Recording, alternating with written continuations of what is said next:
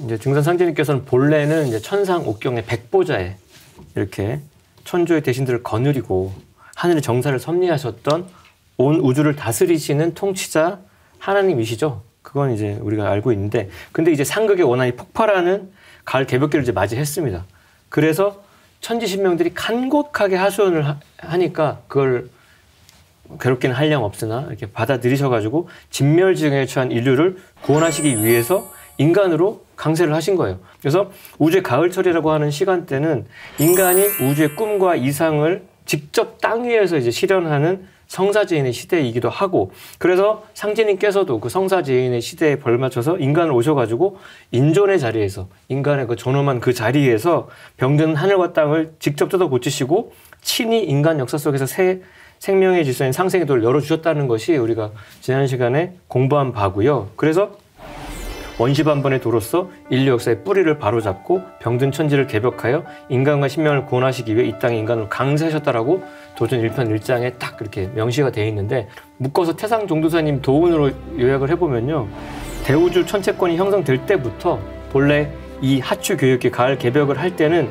희종자를 거두는 절대자, 결심문화를 가지고 오는 분이 우리나라에서 오시게 정해져 있다. 지정학상으로도 그렇고 역사적인 측면으로 그렇고 입법적으로 아주 그렇게 정해져 있다면 쐐기 박혀 있는 거기 때문에 우리는 그런 영광된 땅에서 이런 얘기를 나누고 있습니다.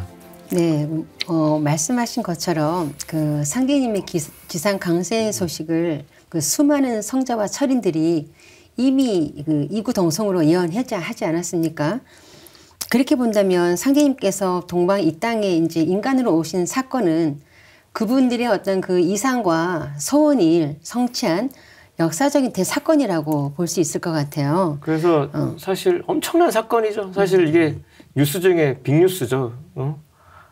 이미 1871년 150여 년 전에 오셨지만 항상 새 소식이죠. 이 소식은 아직 목매한 사람들이 많으니까. 그래서 인류는 삼신상제님으로부터 성신을 딱 받아내려 가지고 삶과 역사의 지침으로 삼았던 신교 문화의 광명 시대, 환국 시대로부터 유불선의 성자들이 상제님 천명을 딱 받아가지고 도를 통하고 열어놓은 신교의 제2부흥 시대를 거쳐서 만도가 이제 귀일하는 대통일 문명권으로 들어서는 성숙의 우주 가을철을 맞이해서 말씀하신 대로 이제 때가 돼서 정말로 꽉 차서 그렇게 기다려서 그 우리가 앞서서 살펴봤던 선천 종교의 그 성자들이 저는 궁극의 가르침이 이때 자신들의 가르침과 이상을 실현시켜줄 뉴페이스가 새로운 한 분이 동방 땅에 오신다는 거였고, 그게 바로 예수가 말한 아버지 하나님이었고 십자가에 못 박혀서 그렇게 절규했던 석가모니께서 말씀하신 하늘 도솔천에 상주하시는 조화주 부처님 미륵존불이었고, 유교에서 노래했던 대우주의 하나님이자 신들과 인간의 큰 주인이셨던 상제님이었고,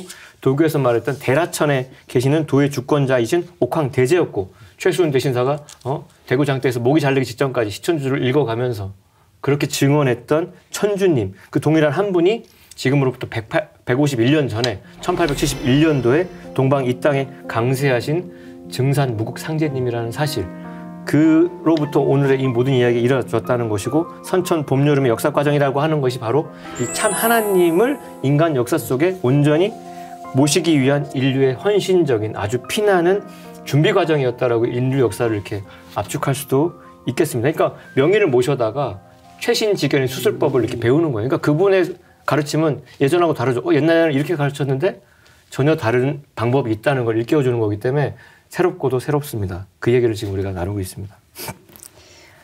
네, 뿌리 문화인 신교 시대와 그 줄기 문화인 성자 시대를 거쳐서 이제 성부 하나님이 직접 열매 문화를 열어주시는 우주 가을철을 맞이했다는 건데요.